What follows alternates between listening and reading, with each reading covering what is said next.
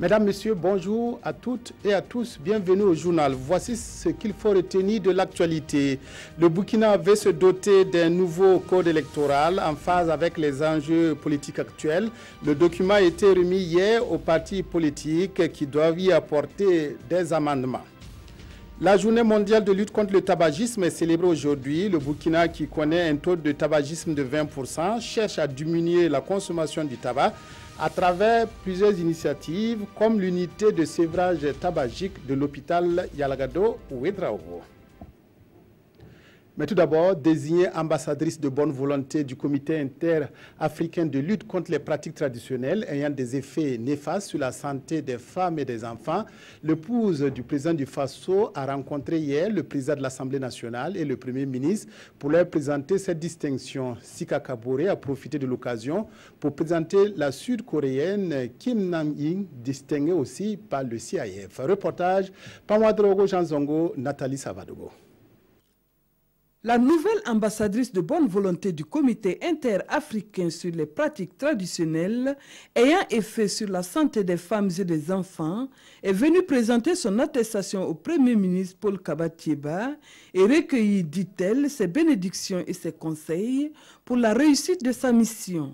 Être ambassadrice du CIAF en ce qui concerne la lutte contre la pratique de l'excision, c'est la mission de travailler à l'éradication de cette pratique, de mettre tous les moyens à ma disposition, à la disposition du CIF en œuvre pour éradiquer complètement cette pratique, aussi bien en Afrique que dans tous les pays où l'excision se pratique toujours. Le Premier ministre nous a encouragés, le Premier ministre est partie intégrante lui-même à cette lutte. Et il promet se mettre à notre service en tant que de besoin pour que nous puissions réussir la mission qui vient de nous être confiée. Une occasion pour Sika Kabore de présenter Kim Nam-hi, distinguée également comme ambassadrice de bonne volonté du CIAF. La fondation de Madame Kim Nam-hi œuvre pour la paix et les mutilations génitales féminines. Mais auparavant, c'est le président de l'Assemblée nationale qui lui a ouvert ses portes. Les deux ambassadrices ont été reçues par le premier vice-président et une forte délégation des femmes de l'hémicycle qui les a rassurées quant à leur disponibilité à les accompagner dans leur mission. Le scrutin du 28 mai dernier est terminé. Le ministère de l'Administration territoriale et de la décentralisation ouvre un autre chantier. Il s'agit de la relecture du code électoral qui a nécessité une rencontre entre le département et les partis politiques. La version provisoire du nouveau texte leur a été remise pour amendement. L'objectif est d'associer tous les acteurs politiques à la relecture de ce document. Roger Kam, Abouaka Sagnon, reportage. Dans ces clés USB mises à disposition des représentants des partis politiques, l'avant-projet du nouveau code électoral. Le ministère de l'Administration territoriale et de la décentralisation attend en retour les observations et les amendements des acteurs politiques. Une démarche inclusive dont l'objectif est l'élaboration d'un code électoral consensuel qui sera à l'abri des révisions et des contestations. Les enjeux socio-économiques et politiques des élections, qu'elles soient nationales ou locales, engagent fortement. On ne peut faire l'économie de vos observations, remarques, suggestions, propositions et amendements que vous jugerez utiles pour la rédaction d'un code qui constitue un gage solide de sécurisation et de stabilisation des processus électoraux au Burkina Faso. Le document a déjà été amendé par le Conseil constitutionnel, la CENI, le Conseil supérieur de la communication, les ministères en charge de la justice et des finances, ainsi que le CEFOP et la majorité présidentielle. Ils se sont tenus au grand regroupement des partis, à savoir la mouvance présidentielle et le CEFOP, mais il y a lieu de le marteler. Il n'y a pas que ces deux entités-là qui sont des animateurs de la vie politique. Nous allons faire parvenir nos observations et amendements au ministère. Les partis politiques ont un délai d'1 semaine pour faire leurs amendements car la relecture du code électoral se fait également dans la perspective de l'organisation du référendum sur la constitution de la Ve République. Selon le ministère en charge de l'administration territoriale, cette relecture était nécessaire car l'ancien code ne comporte aucune disposition relative à l'organisation d'un référendum. Le Burkina a adhéré en 2013 à la stratégie de gestion axée sur les résultats du développement. Une stratégie qui met l'accent sur les résultats avant l'élaboration du budget programme. Pour permettre aux acteurs de développement de s'approprier cette stratégie, une rencontre se tient à Ouagadougou. Le gouvernement, pour sa part, s'engage à travers une déclaration à promouvoir la stratégie à tous les niveaux de l'administration. Reportage Yacouba Gamene, Mamouna Traoré. C'est une rencontre pour sensibiliser les leaders politiques et administratifs, ceux du secteur privé et de la société civile, à l'importance de la gestion axée sur les résultats pour le développement et à la nécessité de favoriser la mise en œuvre d'initiatives à résultats rapides. Le mécanisme a produit des résultats positifs dans des pays comme le Madagascar. Dans le conseil, il y a plusieurs éléments. C'est d'abord dire qu'il y a une obligation de rendre compte. Le deuxième élément, c'est l'aspect aussi de l'utilisation rationnelle des ressources. Et le troisième élément, c'est dire que autant nous avons des résultats à atteindre dans un délai donné, avec des ressources que nous allons mettre en branle, c'est aussi réaliser des résultats à impact rapide et visible par les populations. Le Burkina Faso a adhéré au processus en 2013 et bénéficie de l'appui de la Banque africaine de développement. Dans une échelle de 1 à 5, nous sommes proches de 4. Donc je crois que des effets, des actions sont importantes qui ont été engagées au Burkina Faso. Et au niveau du plan national de développement économique et social, ce n'est pas des engagements et des objectifs vagues.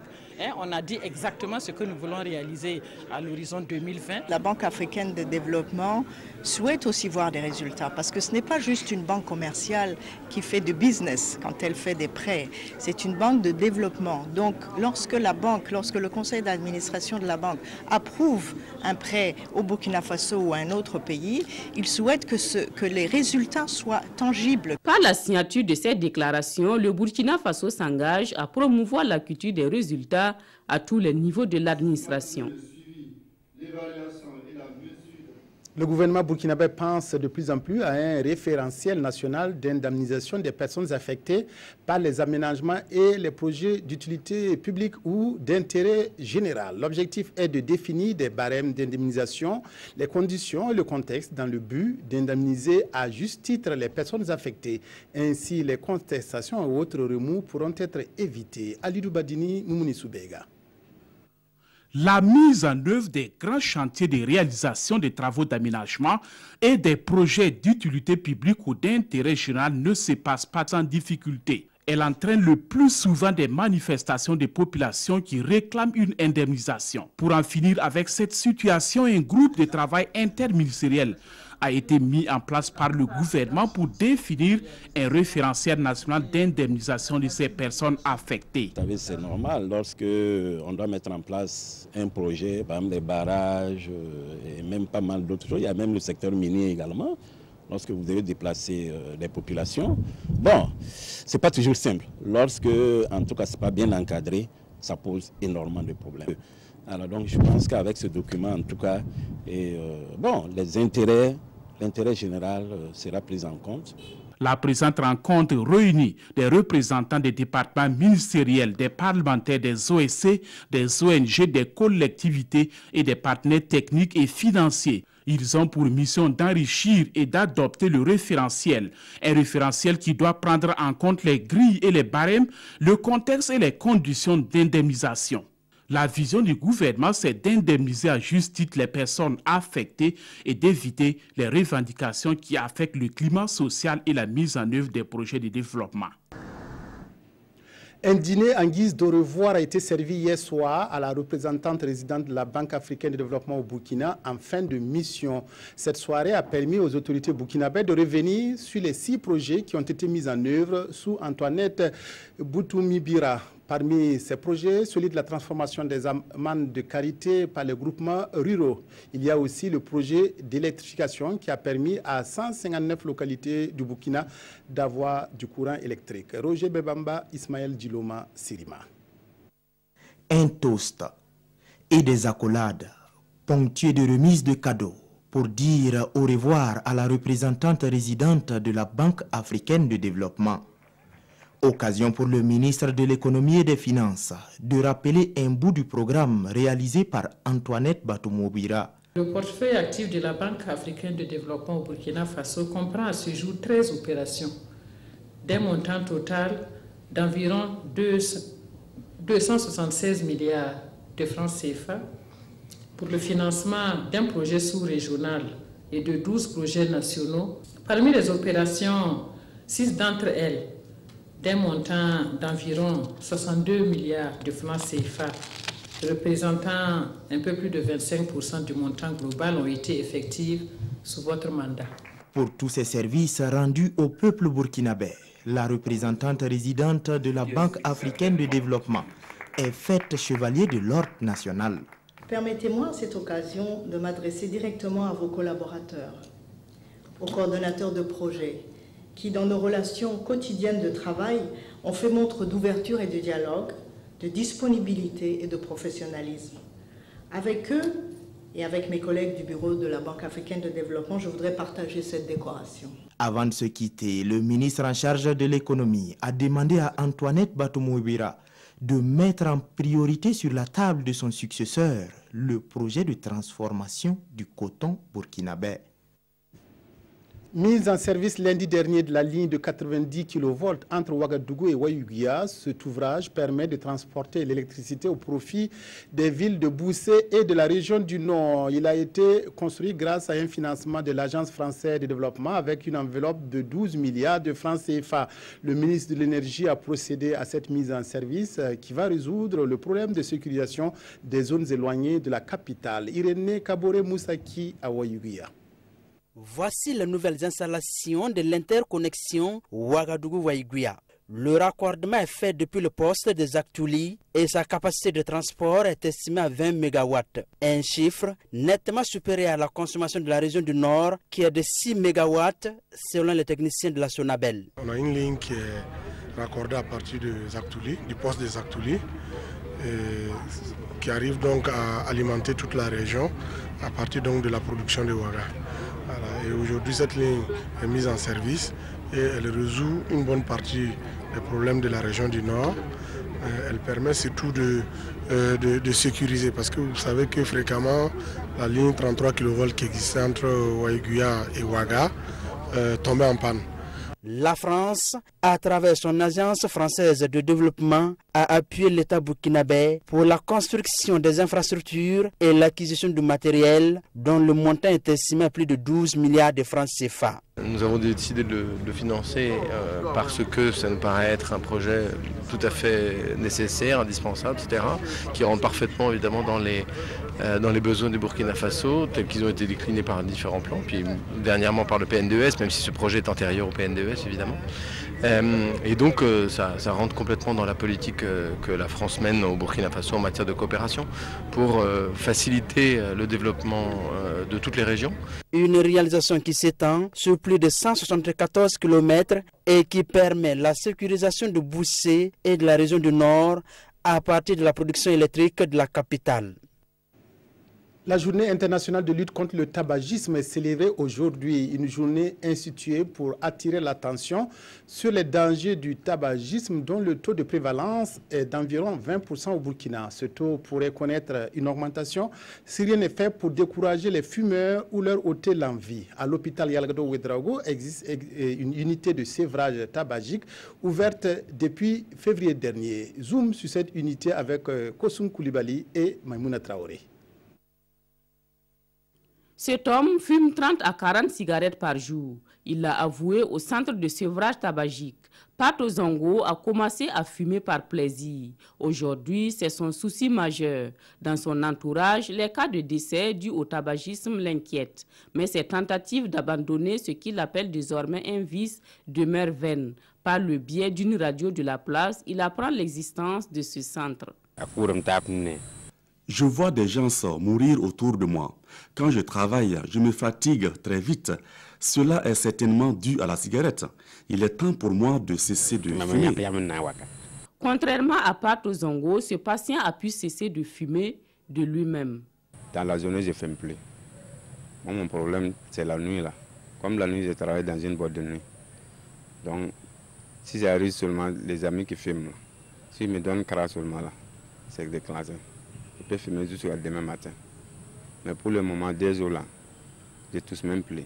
Au centre de sevrage tabagique, la prise en charge commence avec l'évaluation de la dépendance du patient au tabac. Vous êtes reçu soit par un infirmier et vous êtes référé vers un médecin qui va vous recevoir et évaluer votre dépendance au tabac et voir maintenant quelle stratégie on va mettre en place pour vous accompagner dans votre décision d'arrêter de fumer.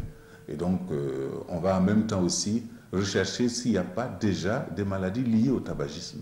Et on va l'accompagner pour son sevrage. Soit ce sera un accompagnement avec des médicaments à prendre, soit ce sera sans médicaments, tout dépend du degré de dépendance. Et c'est à partir de cet instant que commence le sevrage proprement dit. Ceux qui sont moyennement à fortement dépendants, il faut que forcément on les accompagne avec des médicaments qui contiennent de la nicotine pour justement éviter donc ce contact avec la cigarette notamment. Donc en fonction du nombre de cigarettes fumées par jour, par exemple, on va estimer le nombre de gommes ou de patchs qu'on met sur la peau pour aider la personne donc à ne pas ressentir ce besoin de fumer. Et on accompagne la personne, puisqu'il faut l'accompagner pendant 12 mois avant d'être sûr qu'elle a quitté donc le cycle de la dépendance au tabagisme. Dès qu'on arrive maintenant à avoir un arrêt net, on essaie donc d'accompagner la personne par des conseils et surtout le conseil psychologique. La prise en charge peut aller au-delà du sevrage si le patient présente une pathologie liée au tabagisme. Si c'est des maladies respiratoires, ces personnes seront orientées vers le service de pneumologie. Si c'est des maladies cardiovasculaires, on va orienter les patients vers la cardiologie pour une prise en charge. Si c'est des maladies psychiatriques, ou autres, on les oriente. Au Burkina Faso, la prévalence du tabagisme est d'environ 20% et ce taux pourrait s'accroître. Ce centre se présente donc comme une solution pour de nombreux fumeurs, car comme le dit le professeur Georges Ouedraogo, le tabagisme est la première cause de mortalité évitable. Lancement hier du Fonds de développement culturel et touristique pour soutenir le financement des acteurs du monde de la culture et du tourisme.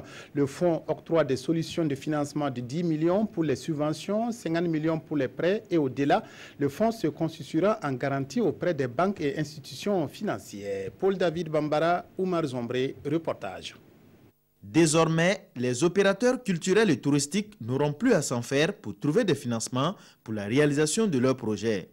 Ils auront à leur côté le FDCT, le Fonds de développement culturel et touristique, pour les accompagner. La problématique du financement des activités de nos opérateurs culturels a été posée depuis très longtemps et on ne peut pas résoudre cette question à travers des actions ponctuelles. Il faut la mise en place d'un mécanisme périn et cela trouve sa réponse à travers la mise en place du Fonds de développement culturel et touristique. Cette année, 900 millions de francs CFA ont été mobilisés pour soutenir les initiatives culturelles et touristiques. Mais avant de toucher à ces fonds, il faut satisfaire aux conditions requises. D'abord, il faut être une structure organisée, c'est-à-dire soit une entreprise, soit une association. Pour bénéficier. Donc, d'office, les individus sont exclus en tant que tels. Le Fonds de développement culturel et touristique propose 3 types de services, à savoir des subventions, des prêts et une garantie auprès des banques. C'est vraiment salutaire pour le secteur de la culture et du tourisme de pouvoir accéder à ces 3 niveaux de services que nous offre le fonds. À l'horizon 2021, le Fonds de développement culturel et touristique envisage mobiliser près de 22 milliards de francs CFA pour soutenir les projets. Mais en attendant, le ministre de la Culture appelle tous les amoureux de la culture et du tourisme à mettre la main dans la poche à travers des financements réguliers pour faire du FDCT un fonds viable et périn. La journée internationale des casques bleus célébrée le 29 mai a donné l'occasion de la tenue d'un panel organisé par le Centre d'information des Nations Unies. Il a porté sur les enjeux des opérations de maintien de la paix et la participation du Burkina. Environ 3000 casques bleus burkinabés sont présents sur plusieurs théâtres de conflit à travers le monde, ce qui fait du Burkina le 7e contributeur de troupes des Nations Unies. Jean-Eudes Bayala Oumoussissé. Le 29 mai de chaque année est célébrée la journée internationale des casques bleus de l'ONU. une journée instaurée depuis 2002.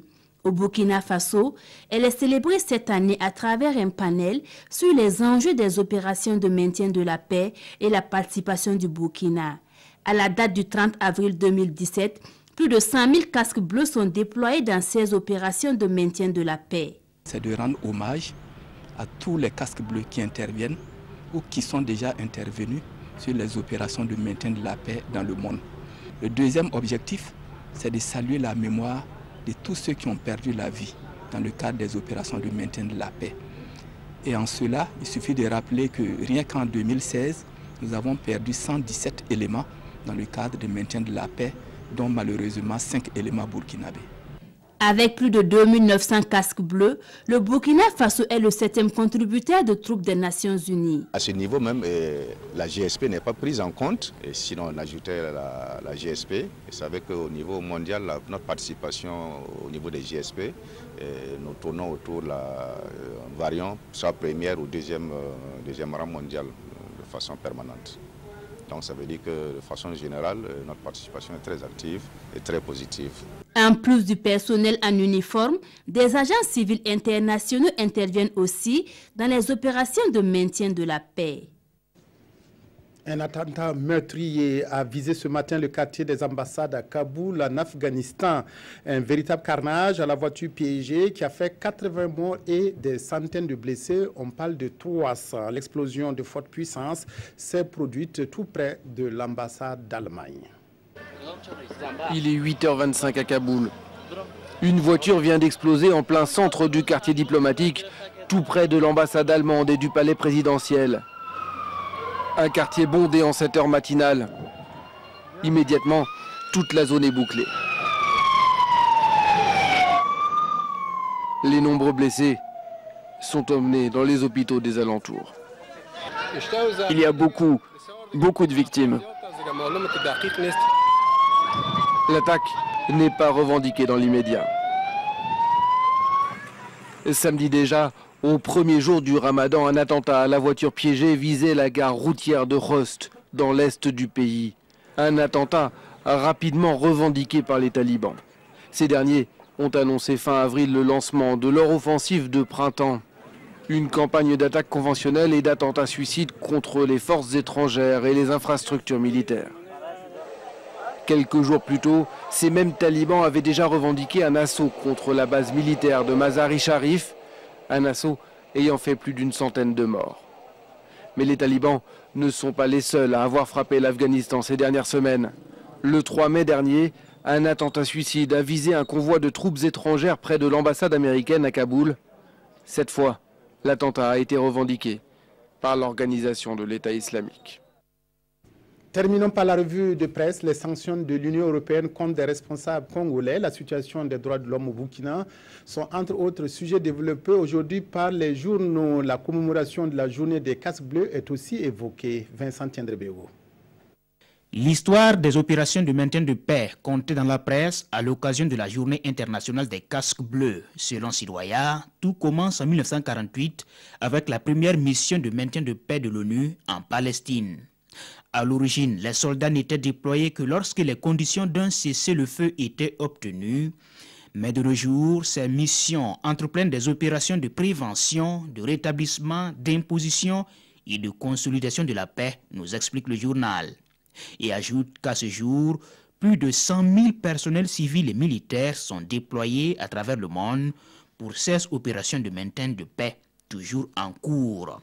Et en analysant la contribution des États, l'Observatoire Palga tire la conclusion que ce sont les moins nantis qui envoient les hommes et les plus riches financent.